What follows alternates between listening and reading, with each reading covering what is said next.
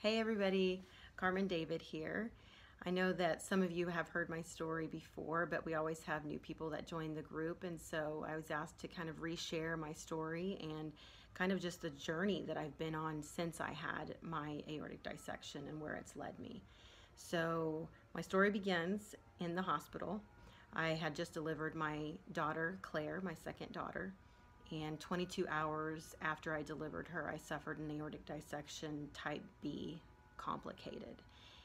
So I was nursing Claire when the pain hit me. I had pain that started at the base of my neck and traveled straight down my spine to my tailbone, and a wave of pain across my stomach, and then it just hit me in the chest and like straight through to my back. And it just took my breath away. I put Claire down between my legs, and I was able to push the nurse's button and said, I just need somebody to come in here, and they responded, I'll be right there. And then I hit the button again, and I said, I need you to come in here now. Something is very wrong. And she did. She listened, and she tried to assess me and then said that they were going to monitor me for an hour, to which I responded, you cannot monitor me for an hour. You need to get my OB and somebody in here because something is really wrong. So the first doctor who came in was actually an anesthesiologist, and I explained to him my pains and basically told him that I felt like I was having a heart attack, and his response was, you're a little young for that. But he did move forward and try to figure out what my pain was coming from. They did an EKG and a chest x-ray, which were clean. And then they just kind of thought, well, maybe something was wrong with the epidural, and so they sent me for a CT scan, but that wasn't for the third hour after I had started with pain. And from there, the radiologist was the one who confirmed that I had, or who diagnosed that I had an aortic dissection, because nobody else saw the signs or recognized any of the symptoms that I was having. So from there, of course, they did know that that is an emergency, and they were running into my room to unlock the bed and wheel me out and putting me down this hallway to move me to some other place. And I barely had time to say anything to my husband or to my parents. And as they were wheeling me down the hall, I remember asking the OB, is this like life and death? And she just nodded her head. And they ended up putting me in this room where the anesthesiologist then was trying to place an arterial line in my arm with great difficulty. And him and the nurses were, you could just see the terror on their face, and they were very frantic and trying to find the things that they needed in this like transient room, like an ER type of room. And then I had the OB and a few other nurses on the phones directly in front of me trying to locate another doctor or facility to take me. So I just remember that that was the scariest thing, seeing all that chaos and frantic nature of the providers. And I was in a state of shock, but I was still lucid and hearing all of this, and then just knowing that this was a life and death situation, just not understanding the gravity of that really, and I guess just not knowing specifically what was happening. I didn't know what an aortic dissection meant. So they did finally find a facility to take me, and they were getting me ready on the care flight, and I remember looking at my family to the left as I laid on that gurney, and they looked like they were just seeing death, like they weren't going to see me again, and it was really scary. And I was so I was care flighted to the next hospital. Now, the first hospital, per the records and stuff, my dissection was a complicated type B, meaning my organs and extremities, specifically my right leg, were involved, and so I did need to be in surgery. My tear was actually from the subclavian down to my left iliac in my left leg, but because of the dissection, my right common iliac for my right leg had collapsed, so I wasn't getting blood flow to my right leg. But upon arrival at the second hospital, I believe the doctors missed that because they urged that I did not need surgery, that that was way too risky and I could die if I did it, and that they could medically manage me, which was not the right option. And clearly the family knew that as I started to deteriorate. I don't remember anything really from that hospital other than the fact that I started to lose all bodily function and just knowing that it was happening, but I don't remember seeing anybody. I just remember hearing their voices and knowing that I couldn't control my body anymore. And that was really just a scary, just inside, just knowing like what's happening, you know. And then my husband and my sister were very adamant that I needed to be taken off some medication so that they could speak with me, and they needed a second opinion, and that I needed to go somewhere because I was obviously not getting better and not stable. So during that time also, my husband was having to go to the first hospital to release our daughter from that hospital, and they only released to a parent. And in the time that he was trying to return to the second hospital, they finally determined that they were going to transfer me to a third hospital. That third hospital, upon arrival, basically kind of scolded my husband. A nurse said, you know, what took you so long to get her here? And, you know, with nobody really giving him any kind of guidance, and one doctor telling him I did not need surgery, I could die if I had it, and the other one saying, no, she needs to have it or she will die, and us not being medical professionals and knowing any of the terminology that was happening other than what they were Googling while I was laying in the ER was the reason why it took so long. I mean, a provider should have been the one to dictate that I needed to be in surgery at that second hospital from the get-go. And they obviously were not capable of taking care of my case.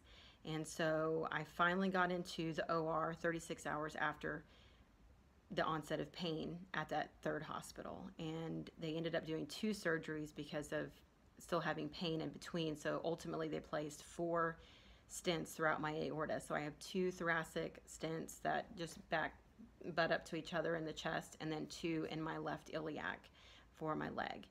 And they basically told me that I was really lucky to be alive, and that I was really lucky to still have my right leg after the time that had elapsed that I had waited to be in surgery. And so then after that, I was in the surgical ICU for 11 days, and 8 of which I did not get to see my newborn or my other daughter, and I didn't even eat or walk until that 8th day, and walking was to go see them in the lobby just outside of the SICU.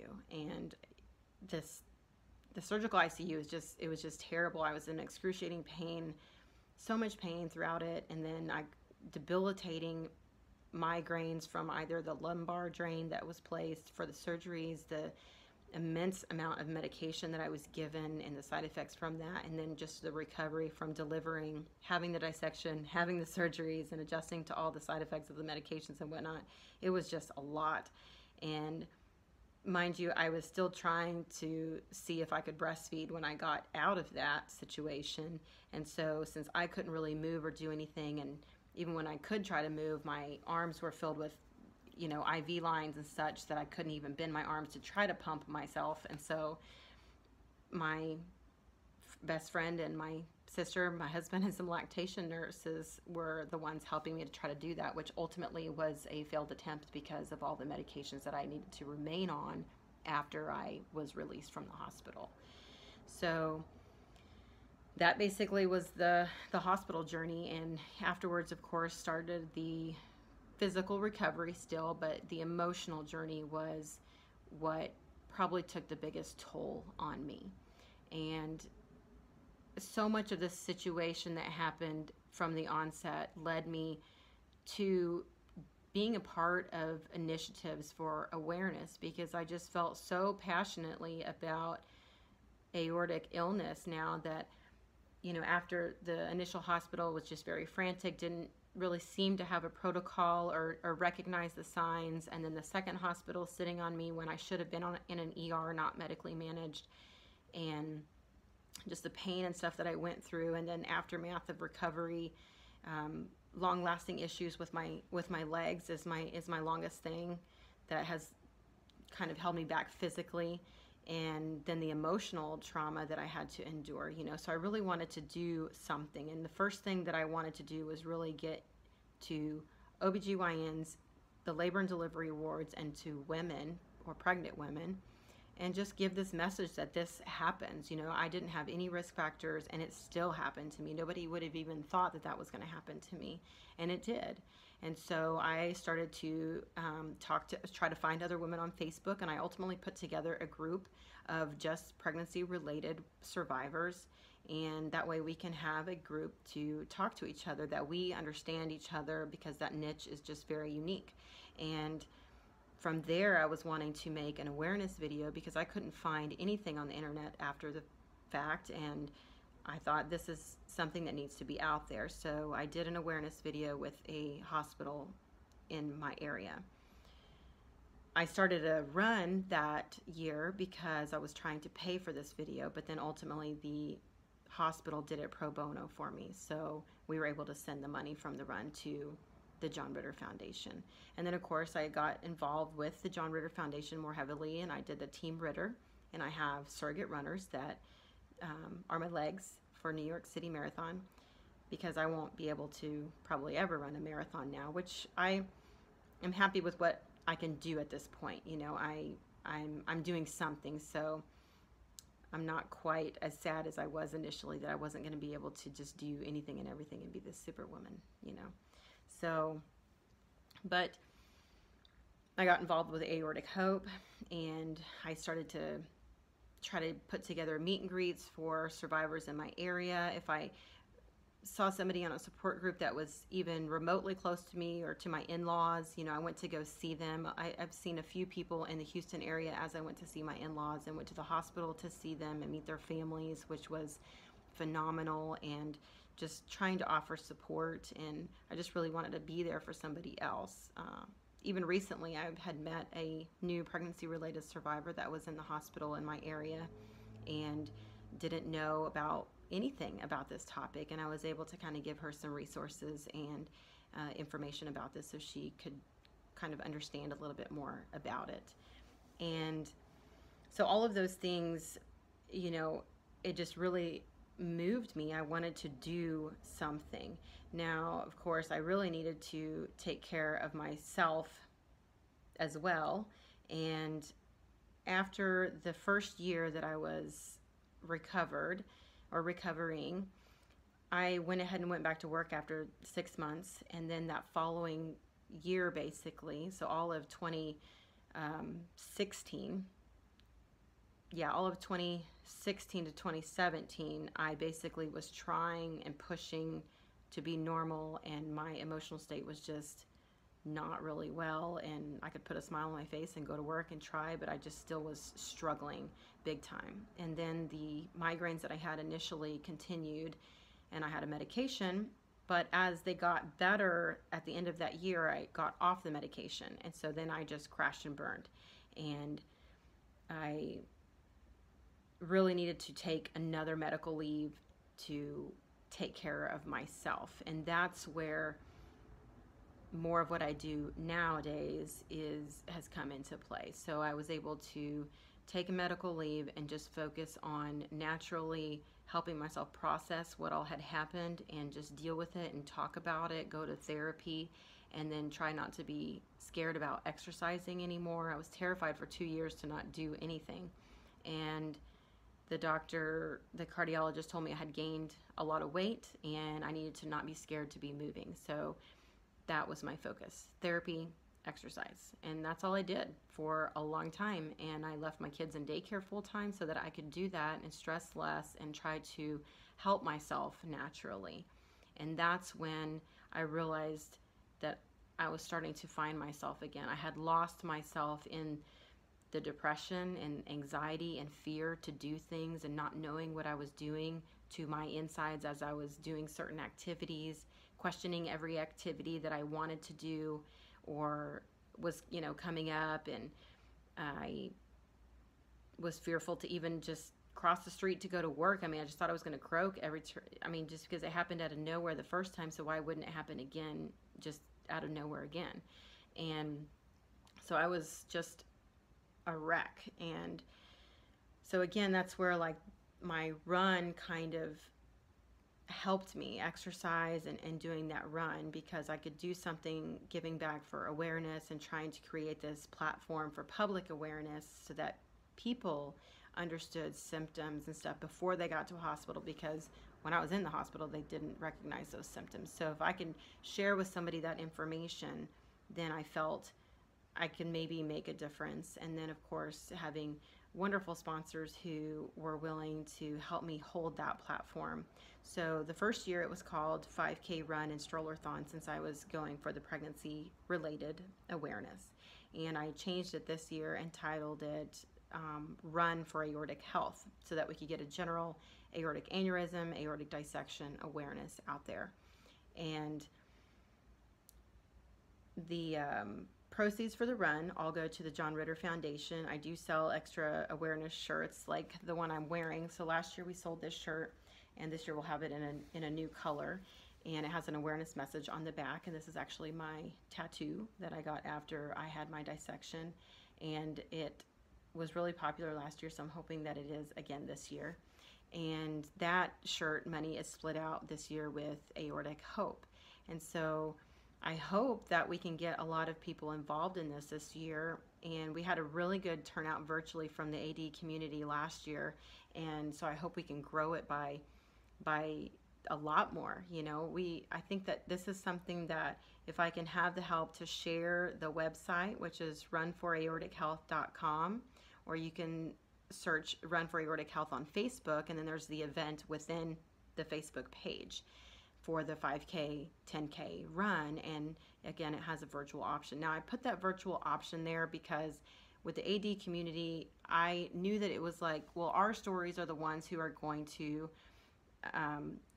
touch the hearts of other people and give them that, wow, like I mean, we get it all the time where we're like, wow, I can't believe you actually survived such a thing. You know, get people motivated to try to help us with our awareness efforts. And then these t-shirts for the race shirts, or these awareness shirts that we sell, are able to spark other conversations with people in the streets, and other runs that you do and such. I mean, I know we've done runs where people will stop and ask us about these shirts or the Team Ritter shirts. Hey, that's an aneurysm thing, right? Or, you know, and then you can start talking about it.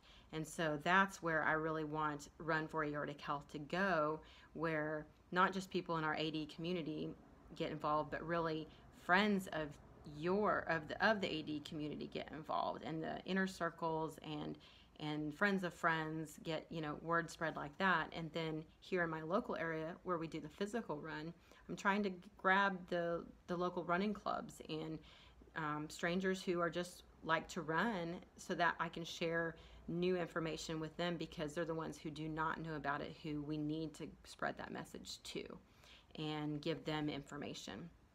So with your help, it can grow. I think it can be really big. And so I hope that that's something that you guys can help me with, to share the websites, share the events on Facebook as you see them, like them, RSVP if you're going to come to it. I do realize that a lot of us do not have the ability to walk much or to run. So I totally understand that, and I get that we have bills and so many things going on. But the good thing that you can do if you cannot do a walk or run is to just share it. Just share it so that other people can see it, and share your stories so that they understand why you're passionate about it, and then they can be passionate about it with you. And the more people that we share it with, and of course the more funds we raise for research, which is really important, so that we can understand this disease better and manage it better in the future for future affected people. And then just for us, you know, we can get out there and spread the awareness to the public. And I know that the medical community is very important to know as well, but the public is very good to know as well, because when you can advocate for yourself or someone that you love, if something happens and you're in an emergency setting, that in itself can save somebody's life. So I do think that this is a great platform that we all can get involved in. So I hope that you join me. So that basically has been my journey. I've tried to get involved in as many things as I can, and actively trying to get to walking a lot more and running a lot more. And now I've been able to work up to a 5K and the first year, and after the second year I worked up and did a 10K. And, you know, who knows where it'll take me now. I may not be able to go much more than that without, you know, with doctor approval, you know. But I'm just really happy that I'm able to even do that, that I have my right leg, that I am able to do that, and that I have the passion to move forward with this. The other thing that I just want to share is to make sure that you get the help that you need for your counseling, because that is one thing that I put on the back burner, and I shouldn't have. That was something that I definitely needed, and it helped me, and it's gotten me to such a better place. You know, I was able to make a lot of changes in my life that not everybody is able to make, and I get that, but I was fortunate enough to be able to make those changes so I could live a little less stressfully and focus on myself and my recovery and my mental health and processing all of this. And that way I can move forward and try to help my family and help other people, and then share this message with others. So I hope that you guys can get involved in some way in whatever, you know, whether it's the John Ritter Foundation or helping spread the word about the run. I mean, whatever it is that you can do to spread the message about aortic illness, and that this is not an old people's disease. This is something that happens to young people and middle-aged people and pregnant women, and you know, it's all around. And the more that we can share our stories and tell people about this, I do believe that we can save a lot more lives. So I thank you for listening. I think that's about all I can really say at the moment. My mind gets a little bit jumbled, but I really appreciate you listening to my story again, and I just hope that the journey can be just as good for you guys, because I know this third year has taken me to a different place, a better place. And I know those first 2 years were really pretty rough, really rough, and I know it can be for many, for the first few or for many years to come. But just know that it can get better, and you do have people surrounding you that love you and want to be there for you. So take advantage of that community that we have. Thank you guys for listening. Have a good night.